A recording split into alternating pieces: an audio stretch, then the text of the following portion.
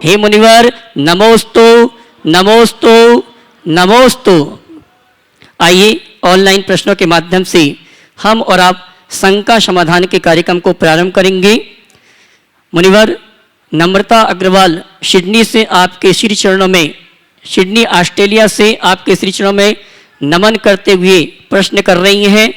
हे गुरुदेव, पूजन आदि अनुष्ठान करते समय किस रंग के वस्त्र धारण करना सर्वश्रेष्ठ होता है और क्या रंगों का भावों पर प्रभाव पड़ता है?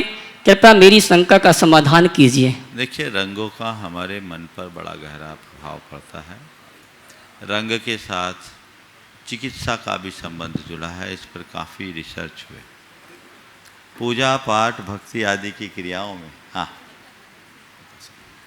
पूजा पाठ भक्ति आदि की क्रियाओं में हमें सात्विक रंगों का प्रयोग करना चाहिए। या तो सफ़ेद वस्त्र हो या पीत वस्त्र हो, ये उत्तम माने जाते हैं। इसमें हमारे अंदर सात्विकता और विशुद्धि दोनों की वृद्धि होती है, संयम का भाव भी प्रकट होता है।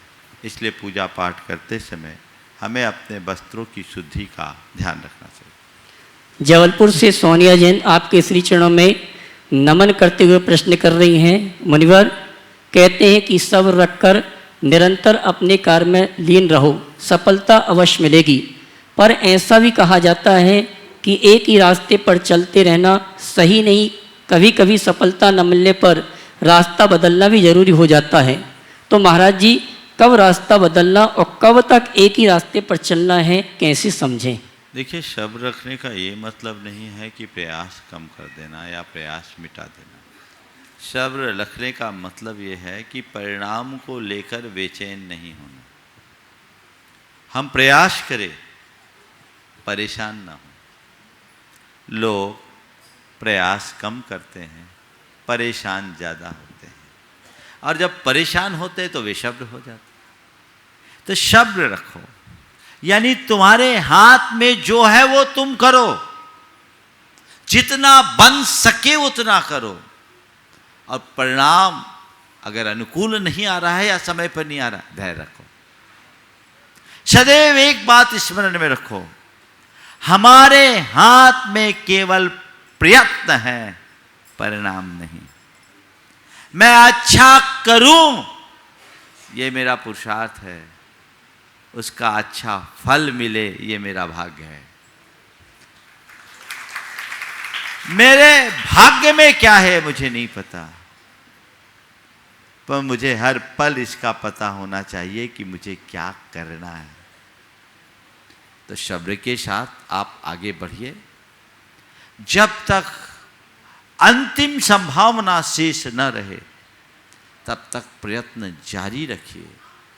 और ऐसा लगता है कि अब रास्ता बदलना होगा तो टूटिए मत, धैर्य के साथ रास्ता बदलिए।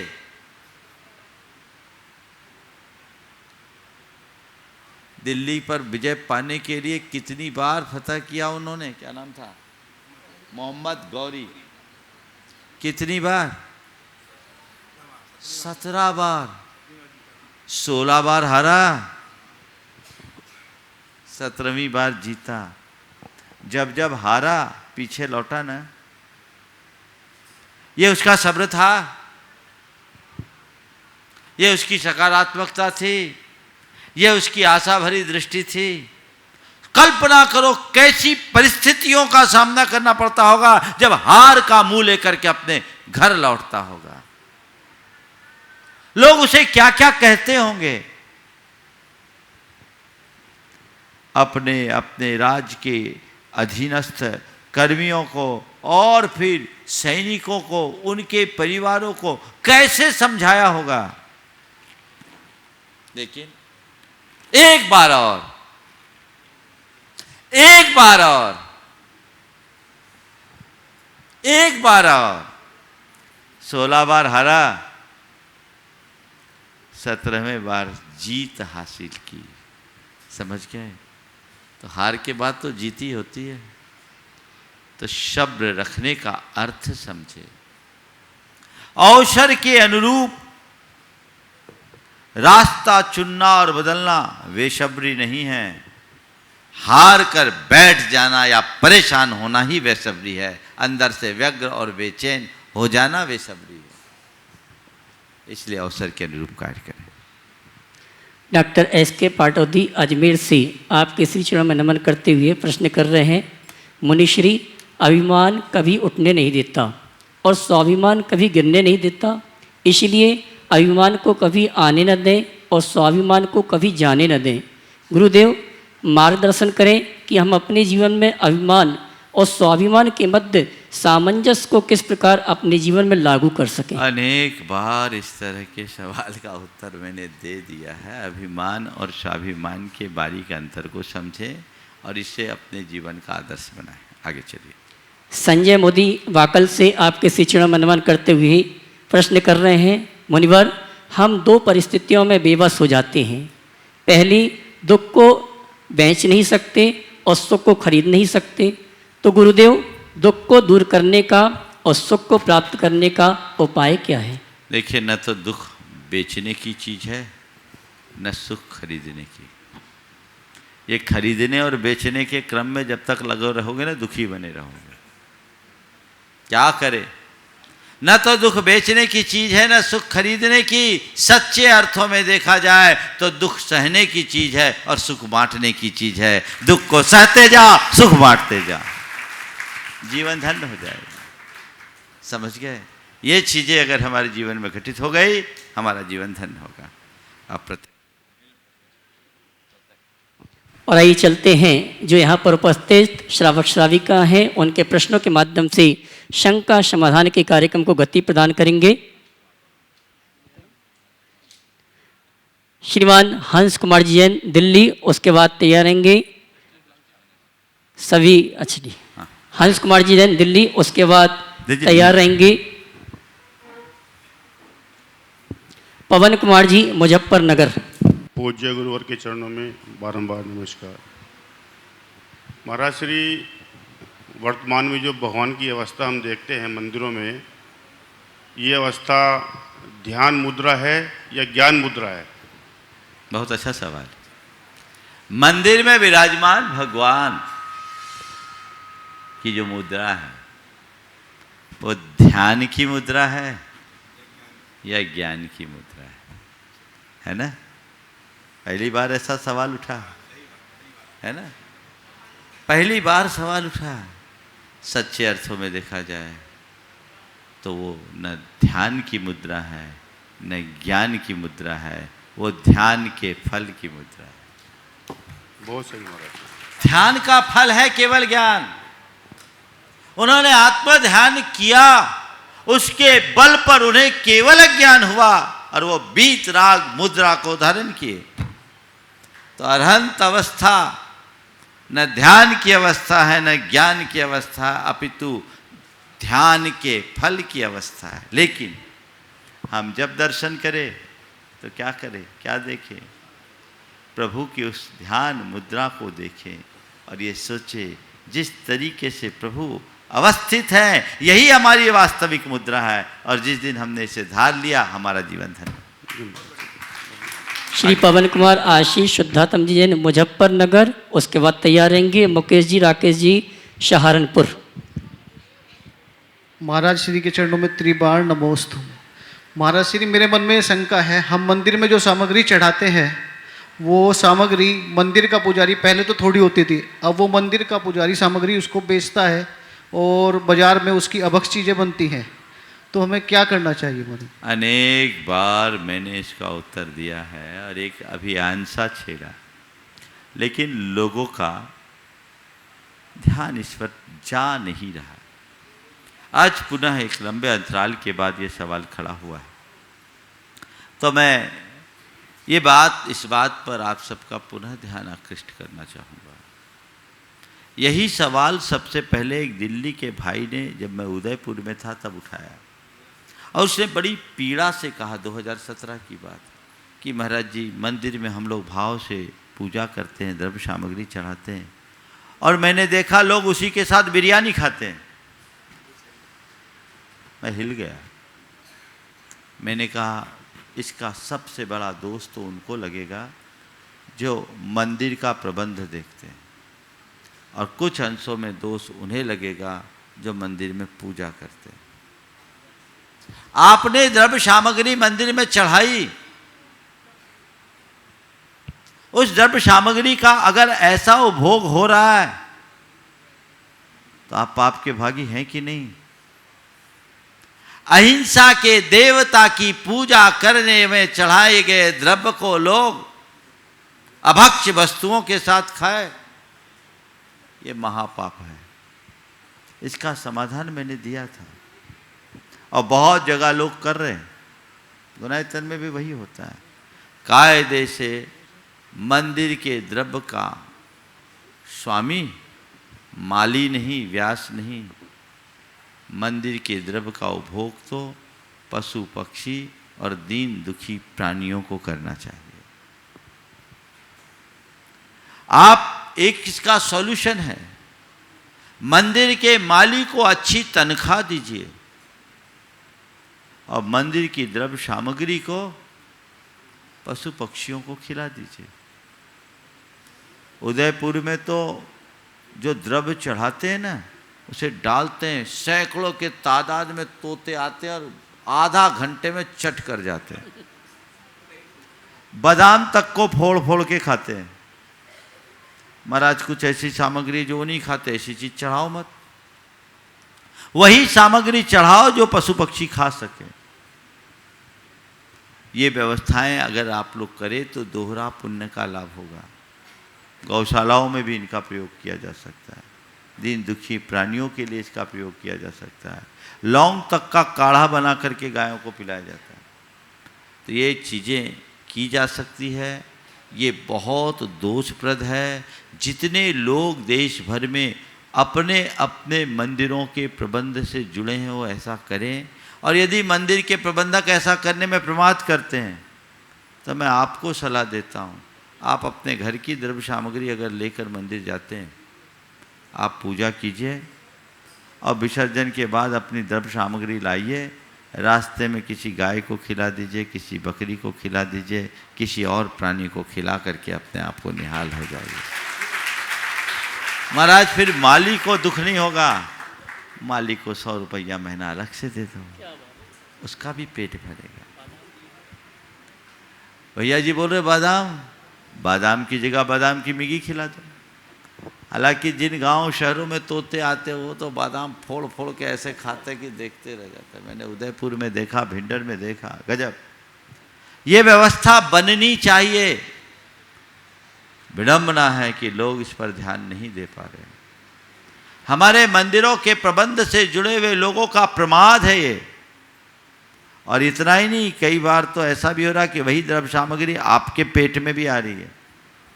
बाजार में जितने खोमचे वाले होते हैं जो इडली डोसा आदि बनाते हैं ना, उसमें यही कंज्यूम होता है।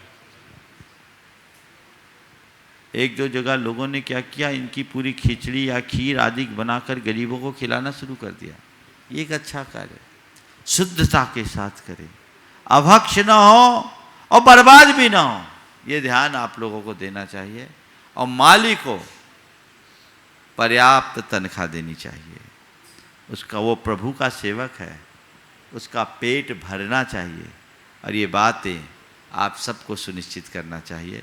यदि आप इसे नज़रअंदाज कर रहे हैं तो मुझे तो ऐसा लगता है भगवान की पूजा के पुण्य से ज़्यादा कहीं पाप बंध के भागी भी बन रहे हैं। ये आपको देखना है। इसलिए हर व्यक्ति को इस विषय में सोचना चाहिए। सभी मंदिर कमेटियों से जुड़े हुए लोग जो इस कार्यक्रम को देख और सुन रहे हैं, तत्परता से विचार करना चाहिए और इसका सर्वमान हल निकालना चाहिए। एक दो जगह लोगों ने बोला कि इससे मंदिर का बजट बढ़ जाएगा, तो वहाँ जितने लोग मंदिर में पूजा कर रहे थे, माली का 18,000 रुपये महीना पगार ठीक तय हुआ, और वहाँ पूजा करने वालों ने कहा हम 500-500 रुपया महीना दे देंगे, 18,000 रुपये माली को देंगे। ना मंदिर को नुकसान ना किसी और को नुकसान। माली भी खुश, वो भी खुश। मैं तो आपसे कहता हूँ अन्य स्थानों में दान न दे पाओ मत दो, लेकिन इस व्यवस्था को पहले सुव्यवस्थित करो, तभी आप कुछ अच्छा कर सकें। नमोस्तु। पुरातन ट्रस्टी स्वर्गीय हंस कुमार जी ससावा, उनके सुपुत्र मुकेश जी, राकेश जी, सुकेश जी जैन सहारनपुर, उसके बाद तैयार रहेंगे गुणायतन ट्रस्टी श्रीमती कमला देवी, श्री पदमचंद जी, विनोद जी, संजय, मनोज जी, धाकड़ा परिवार, चेन्नई। एक मिनट, आशीष का भाई पहले पूछेगा फिर मुकेश जी, बोलो नाम बोलो नमोस्तु अपना। महाराज जी, नमोस्तु। मैं शुद्धात्म जैन मुजफ्फरनगर, मेरे परिवार की ओर से नमोस्तु। महाराज श्री, जैसे कि लॉकडाउन अब चल रहा है तो बच्चों की छुट्टी चल रही है, मंदिरों में पाठशालाएं अब चलती नहीं है, तो हम बच्चों को जैन धर्म के संस्कार कैसे दें? ये बच्चे टीवी में और प्रामाणिक मोबाइल। पाठशाला से जुड़ जाओ, ऑनलाइन पाठशाला चल रही है, अभी आप देख रहे हैं, अभी उसका कल परसों से उसका क्रैश कोर्स का 3rd सेशन चालू हो रहा है। हाँ, 7 तारीख से चल रहा है, आप जुड़ जाइए, सारा काम होगा। हजारों बच्चे जुड़ रहे हैं और बड़े टेक्निकल तरीके से। बच्चे जो एक बार उससे जुड़ रहे हैं वो बच्चे बड़े चाव से पढ़ रहे हैं, ऑनलाइन हैं, यही उनके जीवन के निर्माण का कारण है। मैं सबसे कहूँगा, अपने बच्चों को अगर खेल खेल में टेक्नोलॉजी के साथ जैन धर्म सिखाना चाहते हैं तो आप सब लोग प्रामाणिक पाठशाला से जुड़ें। गुणायतन ट्रस्टी स्वर्गीय हंस कुमार जी शशावा, उनके सुपुत्र मुकेश जी, राकेश जी, सुकेश जी जैन सहारनपुर। उसके बाद तैयार रहेंगे गुणायतन ट्रस्टी। महाराज श्री, जैन आगम के अनुसार जीव हत्या कहते पाप है, फिर भी हम लोग अपने घर में दीमक का तेल लगवाते हैं, वो भी तो जीव हत्या हो गई। देखो, दीमक आदि का तेल लगवाने में हिंसा है, विचार करना चाहिए। ऐसा कुछ होता है, मुझे लोगों ने बताया है, पूरी जानकारी नहीं, आप लोग ही सही जानते होंगे। बनाने से पहले कुछ ऐसा ट्रीटमेंट हो जाता है जिसमें उनकी उत्पत्ति ही ना हो, तब तो ठीक है, और उत्पत्ति के बाद यदि वो मारते हैं तो पाप के भागी तक। ओम। गुणायतन ट्रस्टी श्री पदमचंद जी, शांति देवी, विनोद जी, संजय जी, मनोज जी, धाकड़ा परिवार, चेन्नई सीकर। उसके बाद हाँ जी, महेंद्र जी, अंजना जी, और उसके बाद तैयार रहेंगे विजय कुमार, निर्मला जैन, वीना सागर। नमस्ते गुरुदेव। गुरुदेव, हम देख रहे हैं प्राचीन काल में जितने भी प्रतिमाएं निकली है या भूमि से जितनी भी प्रतिमाएं निकलती है, उन सभी प्रतिमाओं में यक्ष यक्षिणी और देवी देवताओं को साथ दिखाया जाता है, कहीं चौर डुराते हुए, कहीं भक्ति करते हुए। परंतु आज हम देखते हैं कि जितनी भी प्रतिमाएं बन रही है उनमें इनका अभाव होता जा रहा है। कहीं कहीं तो ये भी देखा जाता है कि उन प्रतिमाएं, जहाँ ऐसी प्रतिमाएं भूमि से निकली हो, उनको हटा दिया जाता है और उनकी नई प्रतिमा जो बिना किसी यक्ष यक्षण के उनको विराजमान कर दी जाती है। इसका कोई विशेष देखिए, अगर हम प्राचीनतम प्रतिमाओं की बात करें, क्योंकि आपने प्राचीन शब्द का प्रयोग किया है, इसलिए मैं प्राचीनता की ही बात करूंगा।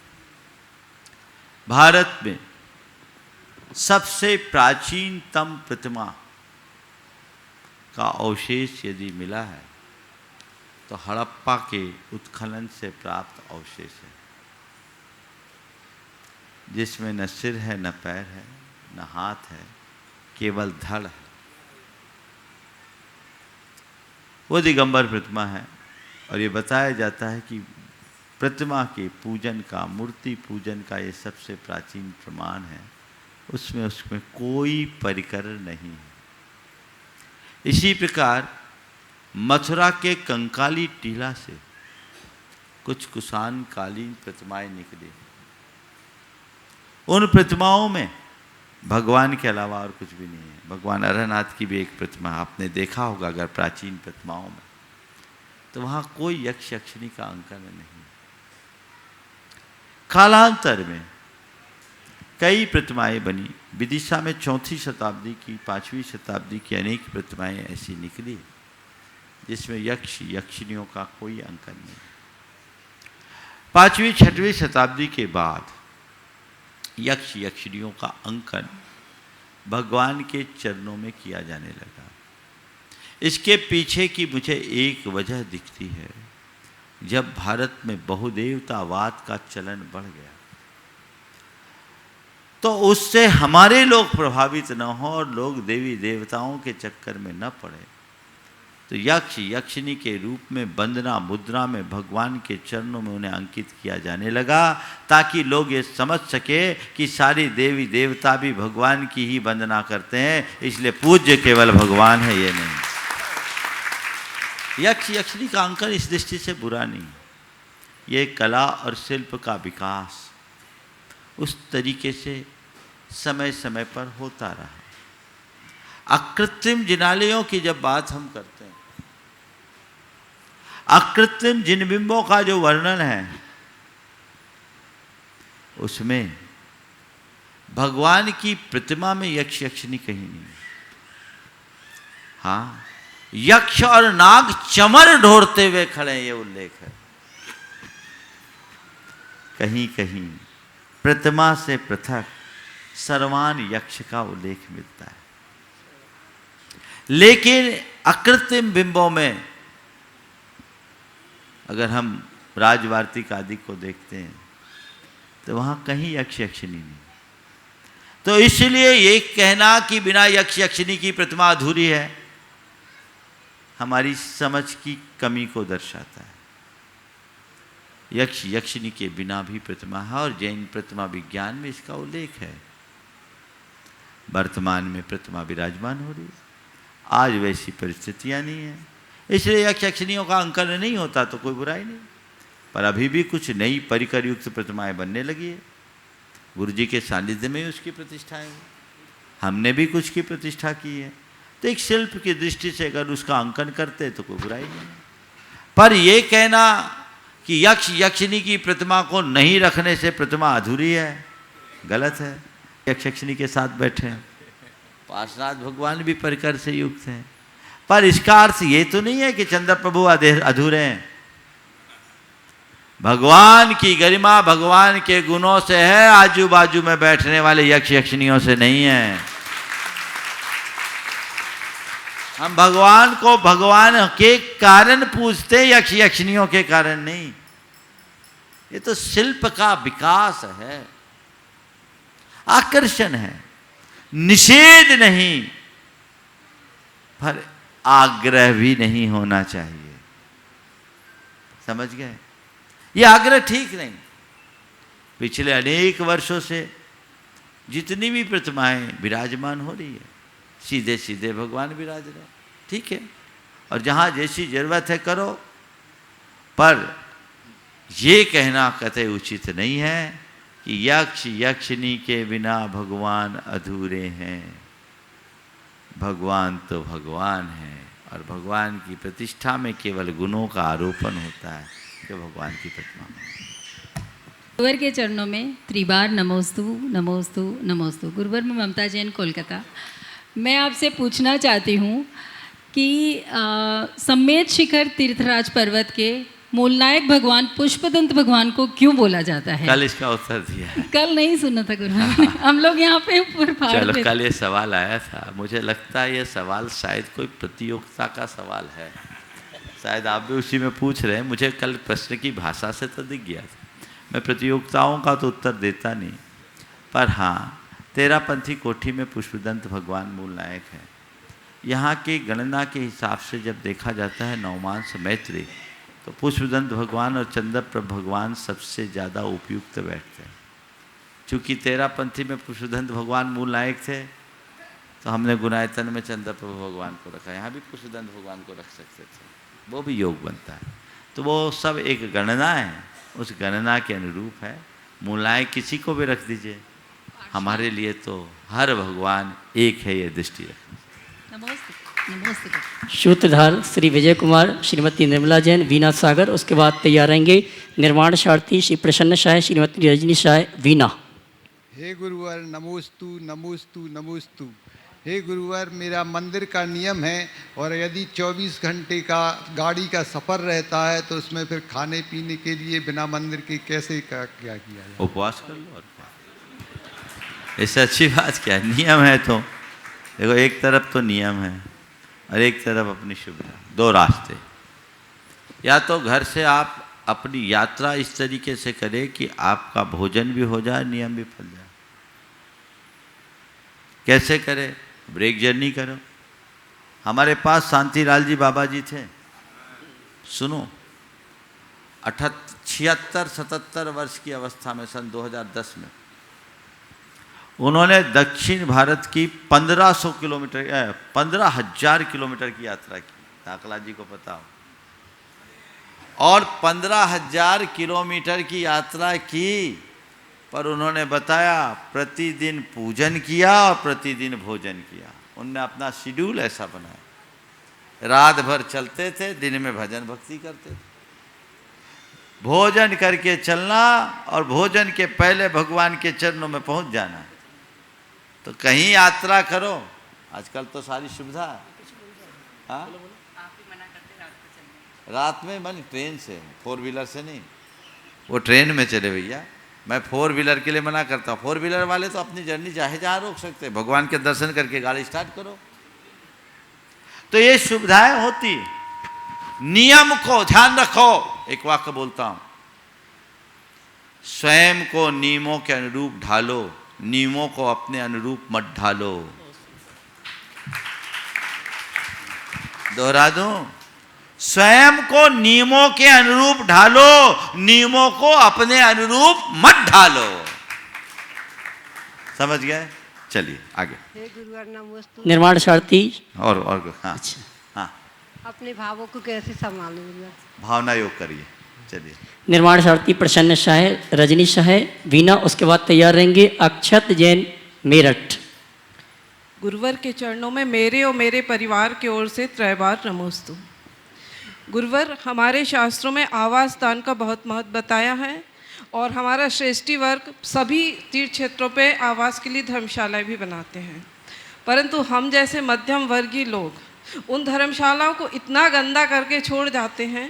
अगर किसी को कुछ कहते हैं तो उनका लॉजिक ये होता है कि धर्मशाला में सहयोगी होते हैं, परंतु सहयोगी होते हैं सफाई के लिए, पर हमें ऐसा छोड़ने में कुछ पाप बंद होता होगा क्या?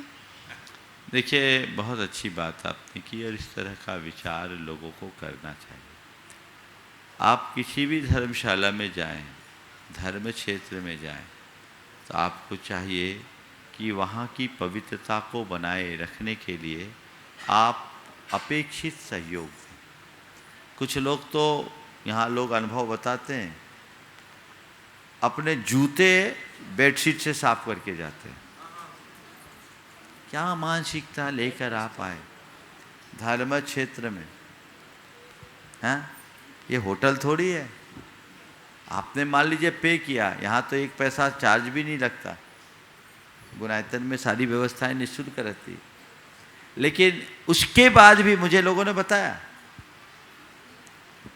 नल है तो नल तोड़ के जा रहे हैं, स्विच बोर्ड है तो स्विच बोर्ड को छेड़ के जा रहे हैं, पर्दे को गंदे कर रहे हैं।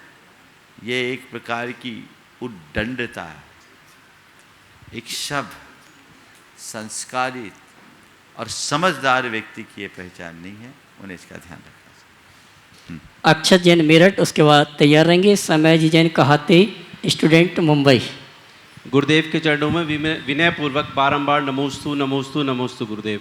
गुरुदेव, एक छोटा सा प्रश्न है, हम अपने जीवन में, व्यवहारिक जीवन में, जगत में रहते हुए अपने आप को शुभ उपयोग में कैसे कैसे बनाए रखें और उसे लगाने का अपना प्रयास रखें? देखिए, अपने दैनिक जीवन में शुभ उपयोग बनाए रखने की बात आपने की है। इसका बड़ा सरल सा उपाय, जितना बने अशुभ आलंबनों से बचो और शुभ आलंबनों को बनाए रखें, अपने आप उपयोग ठीक बना रहे। चलिए। नमोस्तु गुरुवार। श्री समय जी कहाते, स्टूडेंट मुंबई, उसके बाद तैयार रहेंगी श्रीमती संतोष देवी, सूरत, गुजरात। नमोस्तु गुरुदेव। आजकल बहुत सारे जैन लोग सोशल मीडिया पे अपनी स्टोरीज या स्टेटस पे जैन फोटोज, जैन धर्म से रिलेटेड तस्वीरें या वीडियो शेयर करते हैं, जो कि उनकी पूरी फ्रेंड लिस्ट को दिखती है और सबकी फ्रेंड लिस्ट में अजैन लोग होते ही है। तो अगर ऐसे किसी अजैन व्यक्ति ने किसी गलत जगह या कुछ गलत कार्य करते हुए वो फोटोज़ या वीडियोस देखता है तो मीन्स उसका अपमान हो रहा है। लाइक आजकल लोग टॉयलेट में भी फ़ोन इस्तेमाल कर रहे हैं, तो अगर जिसने शेयर किया है वो कंटेंट, तो उसे उसका पाप लगता है, और अगर उसे ये पाप लगता है तो इसके बारे में सभी को मार्गदर्शन कीजिए। देखिए, बहुत ही अच्छी बात की। सोशल मीडिया का आजकल जो प्रयोग हो रहा है उसमें अनजाने में लोग पाप कर रहे हैं। सामने वाले का उद्देश्य तो यही है कि लोग अधिक से अधिक चीज़ें जानें, लेकिन उन्हें इतना भी विवेक रखना चाहिए कि इसका कहीं दुरुपयोग ना हो। अगर दुरुपयोग हो रहा है तो ये असाधना है, और असाधना बहुत बड़ा पाप है। लोगों को इससे बचना चाहिए, इसलिए इनका सीमित प्रयोग करने की कोशिश करनी चाहिए। नमोस्तु गुरुदेव।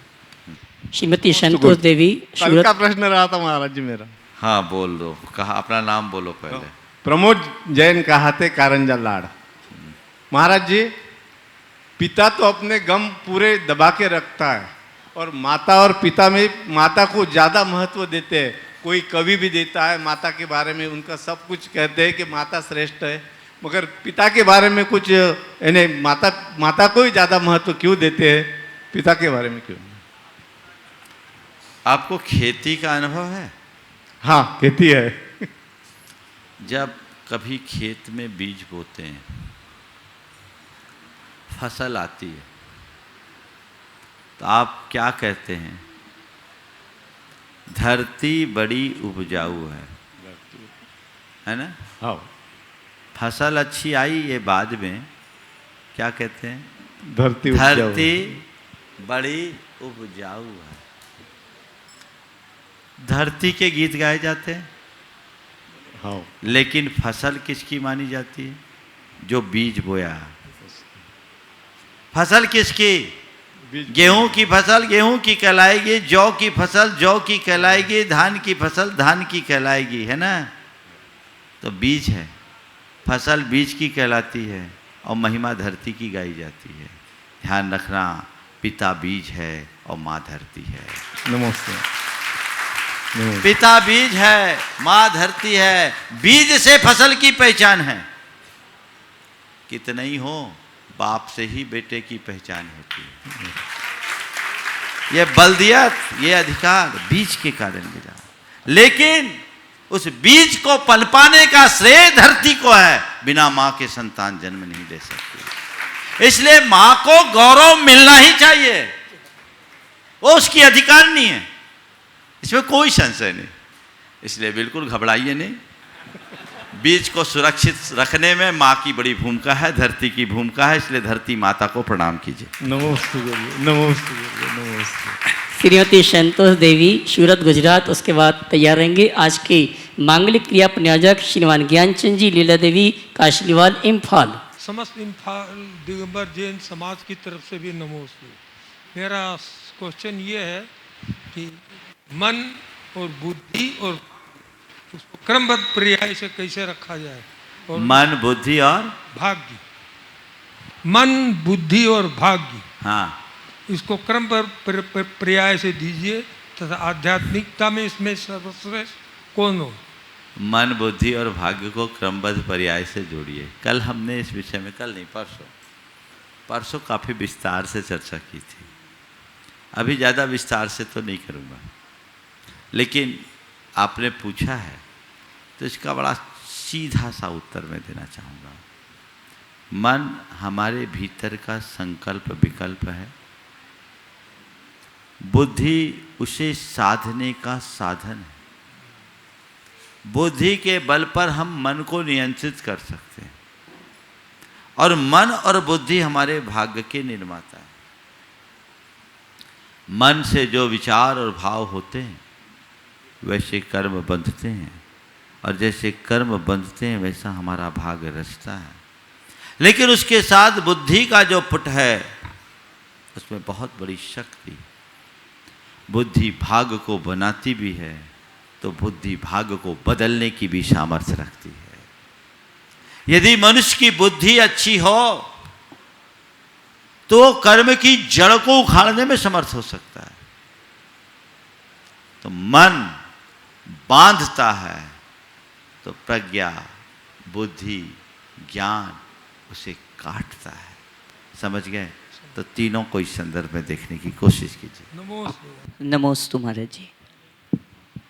महाराज जी, लौकिक व्यवहार हो या त्यागी वृत्तियों का व्यवहार हो, किसी भी व्यवहार को या संबंध को टिकाने के लिए लेट गो नेचर को अपने जीवन में कैसे स्वीकार करें?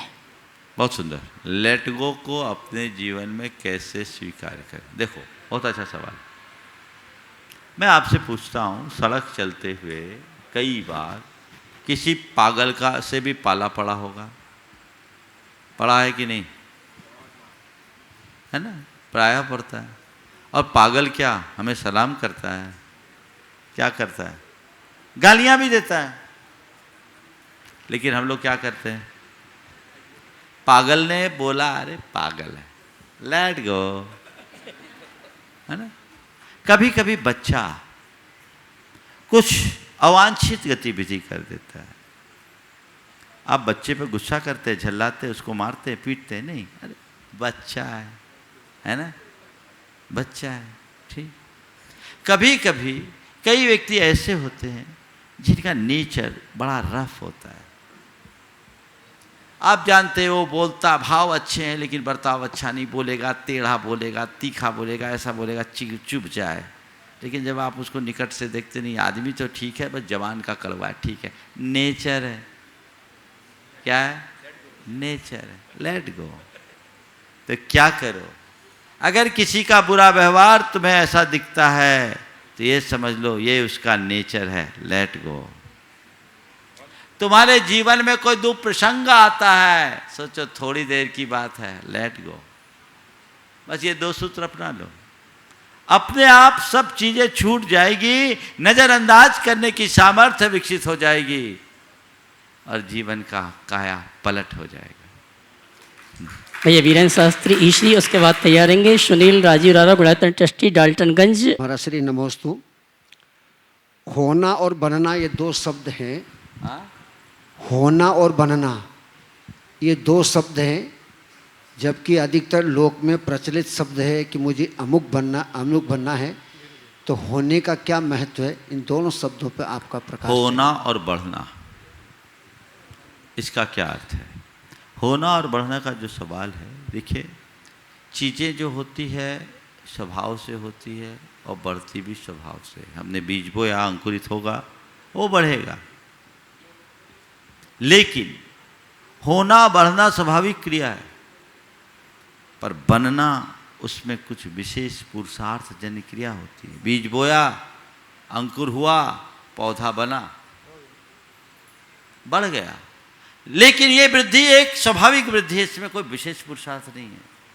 लेकिन हमने उस पौधे को काट कर एक कलम बनाया, उसे बोया, नया पेड़ उगाया, मनोवांछित फल पाया, यह है बनना। अपनी योग्यता का जो स्वाभाविक विकास है वो होना है, और अपने पुरुषार्थ से योग्यता के निखार का नाम बनना है। गुरु जी के चरणों में सुनील जी रारा, डाल्टनगंज, उसके बाद तैयार रहेंगे संजय जैन, सोनिया जैन, प्रियंका जैन, मेरठ। गुरु जी के चरणों में पूरे परिवार की तरफ से नमोस्तु नमोस्तु नमोस्तु गुरुदेव। गुरुवर कहते हैं जिसने अपने जीवन में धर्म को थाम लिया वह थकेगा नहीं, रुकेगा नहीं, भटकेगा नहीं। तो गुरुवर हम सब अपने जीवन में धर्म को कैसे अंगीकार करें कि हमारा जीवन बिना किसी रुकावट के अंदर चलता रहे? इस लाइन को आत्मसात कर लो, चलो आगे। हाँ जी, संजय जी, सोनिया जी, प्रियंका तो सब जी। कुछ है गुरु जी, थोड़ा सा डिटेल में इसको आ गया सार में, चलो। महाराज श्री के चरणों में बारंबार नमोस्तु नमोस्तु नमोस्तु। महाराज श्री, मेरा प्रश्न ये है कि जब मैं 12वीं क्लास में था, मैंने बायोलॉजी से मैंने इंटर किया था। उस समय मैंने बायोलॉजी ली थी और मुझे डॉक्टर बनना था। उस दौरान मेरे द्वारा प्रैक्टिकल के दौरान बहुत बुरे पाप किए गए। मेरे जाने अनजाने में मैंने चूहे काटे, मेढक काटे, जो कि उसके बाद उन्हें काट के भी फेंक दिया जाता था। मैंने कुछ नहीं करा, ना मैं डॉक्टर बना, ना मैं इंजीनियर बना, और आज मैं तहसील में जॉब करता हूँ। महाराज श्री, वो जो मेरे द्वारा पाप हुआ है, मेरे द्वारा अनजाने में, उसका मैं प्रायश्चित कैसे करूँ? हो सकता है ये पाप किसी और भी क्या होगा मेरे अलावा? ये आपका ही नहीं, आप जैसे बहुतों का है। उन सबको गुरुओं के समक्ष जाकर प्रायश्चित लेना चाहिए। इस मंच से उसका विषय नहीं, लेकिन ये आपके अंदर ग्लानि है, बहुत अच्छी बात है, औरों में भी होने चाहिए और इसका प्रायश्चित लेना चाहिए। आगे सोनिया जी, प्रियंका जी दोनों मिलकर एक प्रश्न पूछेंगे, उसके बाद तैयार रहेंगे अर्चित जैन, बंडी वामोरा। गुरुदेव के चरणों में 3 बार नमस्तु नमस्तु नमस्तु। गुरुदेव, हम बच्चों को समझाते हैं अच्छे काम करो, कर्मों का क्षय होगा, ऐसा मत करो, कर्मों का बंद हो जाएगा। तो मैं आशी बहुत सरल तरीके से हम किस तरीके से बच्चों को पाप और पुण्य के हमें अंतर कर सकते हैं? बहुत अच्छा सवाल। गुरुदेव, इसी में टेक्नोलॉजी से कैसे जोड़ें? बच्चे जो टेक्नोलॉजी के आज के युग में बच्चों को सब चीज़ें लॉजिकल चाहिए, और गुणायतन से कैसे जोड़ें? अच्छा, देखिए बहुत अच्छा सवाल आपने किया है। सबसे पहली बात, बच्चों को हम कैसे पाप और पुण्य के महत्व को बताएं। बच्चे कर्म के बंध और निर्जरा की भाषा नहीं समझते। उन्हें हमें ऐसा कहना चाहिए कि बेटे, ये कार्य करने से हमारा मन खराब होगा और ये कार्य करने से हमारा मन अच्छा होगा। हमें अपने भाव, हमने अपने विचार अच्छे रखने चाहिए। बुरे भाव और बुरे विचारों से अपने आप को बचाना चाहिए।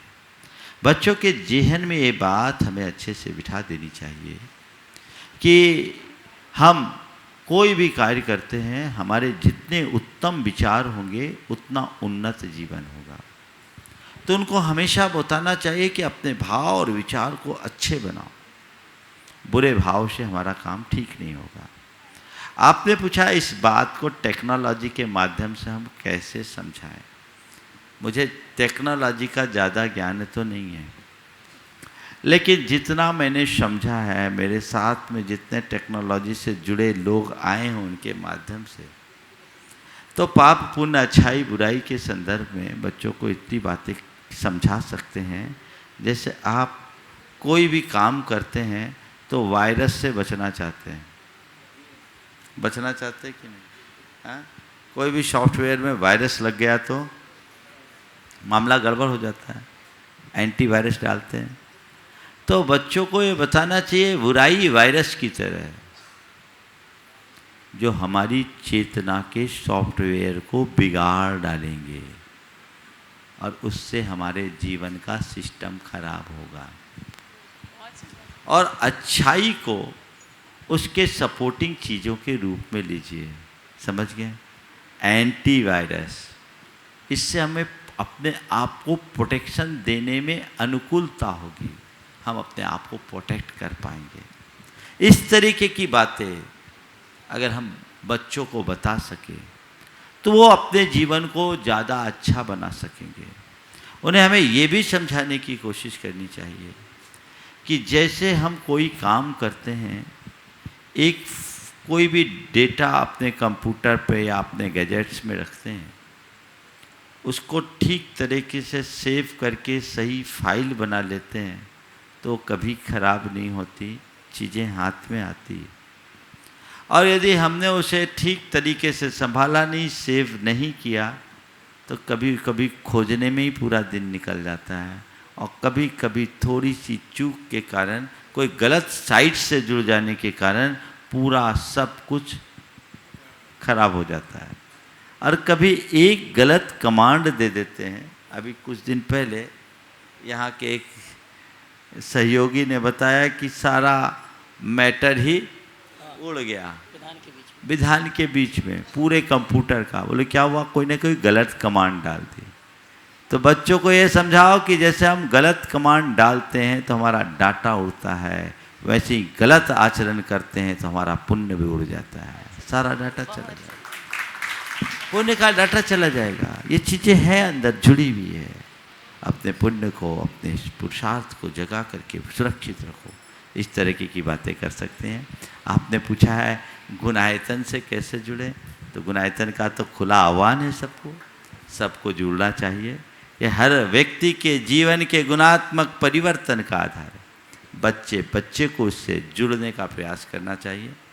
हर व्यक्ति को जिसकी जो श्रद्धा हो, जो शक्ति हो, जो भावना और सामर्थ्य हो, उसके अनुरूप कार्य करना चाहिए।